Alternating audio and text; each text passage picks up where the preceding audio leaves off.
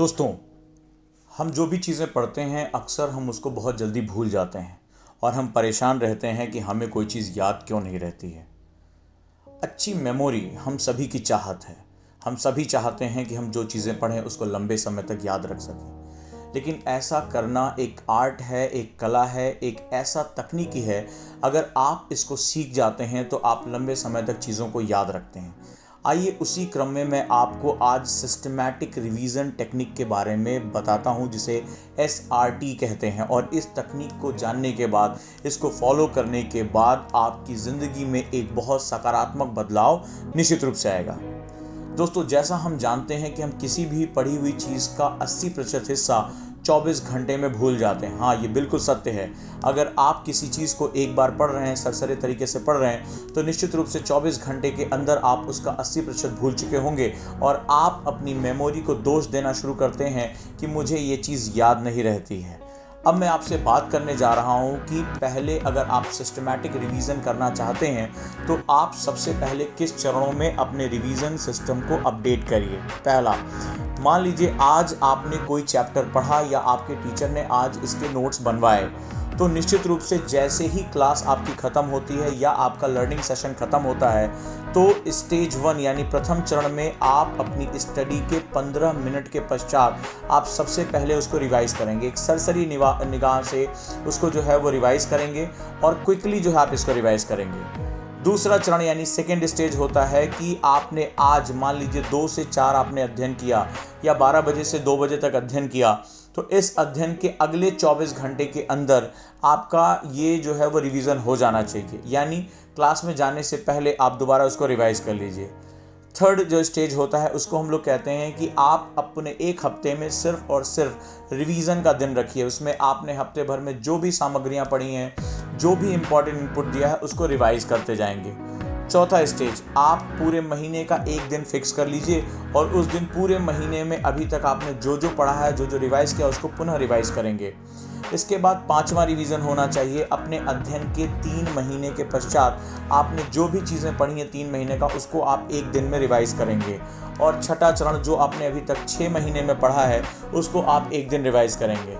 दोस्तों, इस तरह 6 तरह के जो है रिवीजन होते हैं, 6 चरणों के रिवीजन होते हैं। पहला, पढ़ने के तुरंत सेशन आपका ख़त्म होने के 15 मिनट के अंदर आप उसका फर्स्ट क्विक रिवीजन करेंगे। ये सबसे एसेंशियल पार्ट है।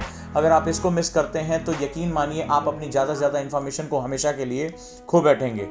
दोस्तों, अब हम समझते हैं कि रिवीजन को अपनी दिनचर्या में कैसे शामिल करना है।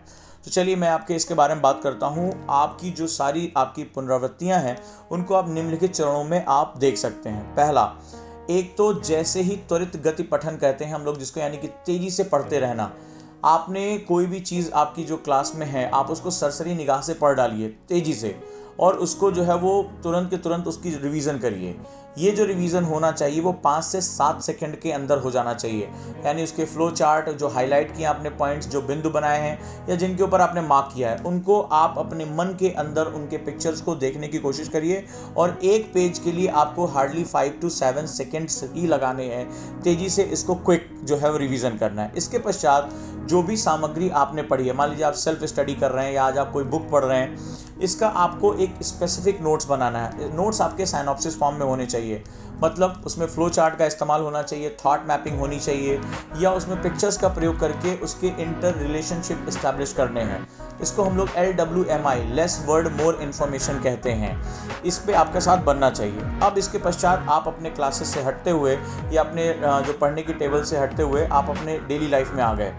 मान लीजिए आप घर पर हैं और घर पर आपको ये रिवीजन करना है। तो घर पर जो आपका रिवीजन करना है, जो दिन की शुरुआत होनी चाहिए वो पिछले दिन जो आपने पढ़ा है वहाँ से आपकी रिवीजन की शुरुआत होनी चाहिए। सपोज दैट आज मैं सुबह उठता हूँ, तो अपना फ्रेश होने के पश्चात आप जो है वो अपनी टेबल पे जब आप बैठे, तो आप वहाँ पर जो है वो फर्स्ट रिवीजन आप तत्काल करिए। यानी कल जो मैंने पढ़ा है रात भर के बाद मेरे दिमाग में सेटल हुआ या नहीं, तो वहाँ से जब आप रिवाइज करेंगे तो आपका पिछले चैप्टर से लिंक बन जाएगा और आगे आप पढ़ाई वहाँ से शुरू करेंगे। जनरली हम लोग क्या करते हैं, हम लोग आगे पढ़ना शुरू कर देते हैं कि मेरा आगे का टारगेट क्या है, यहाँ से पीछे से हमारा लिंक खत्म हो जाता है। इसके पश्चात अगला जो रिवीजन होना चाहिए, जैसे आप क्लास में जा रहे हैं, आज आपकी क्लास का टाइम हो रहा है या रीडिंग सेशन में जा रहे हैं, उससे जस्ट पहले या तो आप क्लासेस में 10 मिनट पहले पहुंच जाइए या 10 मिनट आप रुक कर जो है उसको रिवाइज कर लीजिए कि कल मेरे टीचर ने क्या पढ़ाया था, चलो जरा मैं इसको एक देखते हुए, एक सरसरी निगाह से देखते हुए लिंक कर लेता हूँ। ये सबसे इंपॉर्टेंट होता है और ऐसा करके आप क्लास में जो आप बैठ रहे हैं उसका आपको आनंद ही अलग आएगा और अपने आप को बहुत आप कनेक्टेड महसूस करेंगे अपने कंटेक्स्ट के साथ। इसके पश्चात जो तीसरा और मोस्ट इंपॉर्टेंट रिवीजन होता है वो होता है रात में सोने से पहले।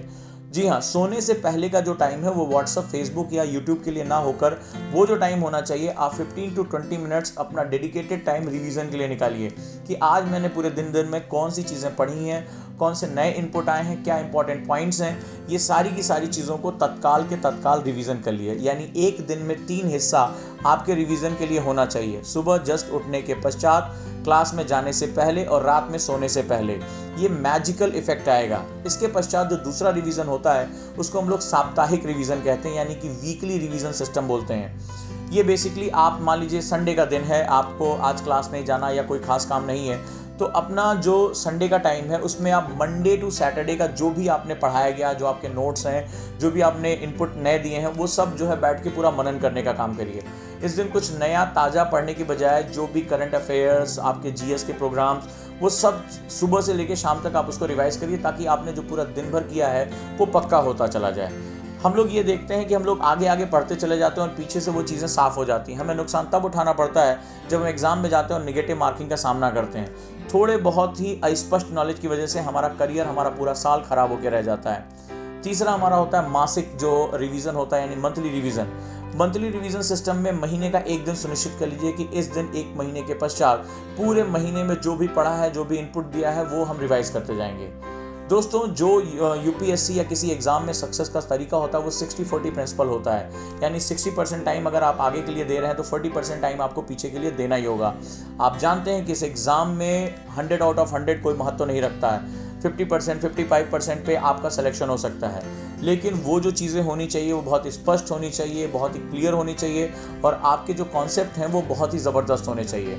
तो ऐसा करके आप ज़बरदस्त कॉन्फिडेंस पा सकते हैं, अपनी मेमोरी को बहुत इंप्रूव कर सकते हैं। तो जो मैंने बताया कि 6 चरण होते हैं रिवीजन के और पर डे 3 सेशन आपके रिवीजन के होने चाहिए, पर वीक 1 सेशन आपका रिवीजन का होना चाहिए, पर मंथ आपका एक रिवीजन सेशन होना चाहिए। आप इसको फॉलो करके देखिए आप भूल जाएंगे हमेशा के लिए और आप ये कहेंगे कि हाँ, जो मैंने पढ़ा है उसके मेरे कॉन्सेप्ट बहुत अच्छे हुए हैं। अब मैं इसका दूसरा सबसे बड़ा फ़ायदा बताता हूँ जिसके विषय में अभी आप नहीं जानते हैं। जब आप किसी तथ्य को बार बार दोहराते हैं और आपका दिमाग उसको नॉलेज के फॉर्म में एक्सेप्ट करता है तो आपके अंदर एक बड़ी ज़बरदस्त शक्ति पैदा होती है दिमाग के अंदर, जिसको बोलते हैं इंटरडिसिप्लिनरी अप्रोच, यानी अंतर विषयक ज्ञान। जब आपके पास विभिन्न विषयों का ज्ञान आपके दिमाग में बैठना शुरू हो जाएगा तो आपके दिमाग के अंदर एक प्रक्रिया शुरू होगी और वो विभिन्न विषयों के नॉलेज को एक साथ जोड़ना शुरू कर देगा। यानी अगर मैं बात करूं इकोनॉमी का संबंध समाज के साथ कैसे है, समाज का संबंध आईआर के साथ कैसे है, ये जो महत्वपूर्ण रिक्वायरमेंट्स हैं वो जुड़नी शुरू हो जाएंगी। आपको आश्चर्य होना शुरू करेगा कि आप डिफरेंट डायमेंशन को एक साथ जोड़ पा रहे हो और ऐसा करके आप यूपीएससी के लिए सर्वथा योग्य हो पाओगे या जो भी एग्जाम है उसके लिए आप बहुत अच्छा कर पाओगे दोस्तों।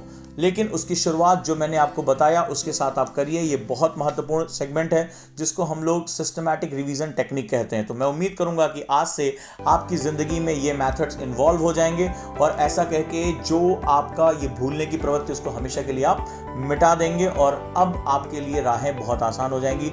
जुड़े रहिए दोस्तों, चैनल को सब्सक्राइब करिए, वीडियो कैसा लगा ज़रूर बताएं और आपके अन्य कोई परेशानियां, कोई और कमेंट्स हैं उस पर ज़रूर कमेंट बॉक्स में लिखें ताकि हम उस पर वीडियो बनाकर आपकी सहायता कर सकें। धन्यवाद दोस्तों।